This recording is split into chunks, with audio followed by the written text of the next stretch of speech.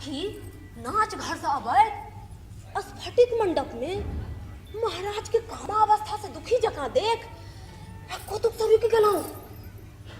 जखन काम बिरा के नुकेबा के उद्देश्य से महाराज मचान दिस गेला तखने से आयल छी।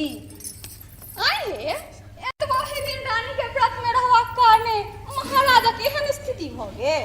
हे सोचमती रानी के नामो लै छथिन। आए हे आर केकर नाम लै छथिन? सखी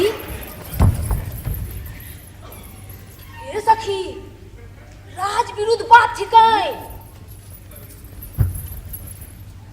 तैं यदि तू ककरो नहीं कहक तो हम तोरा कहियो। है तोरे देहक शपथ जे ई बात हम केकरो कहिए कहने।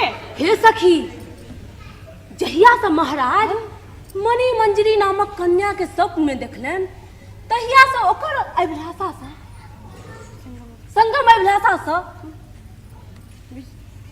विक्षिप्त जगह रहे छल।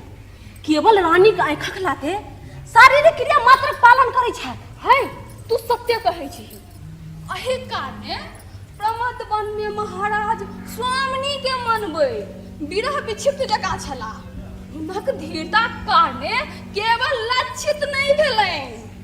आइ ओ मणि मंजरी अयली कि नहीं? सुनै छी महाराज ओकरा लाबि रहल छल।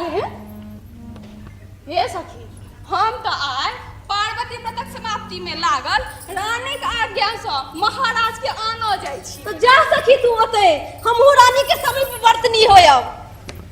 जा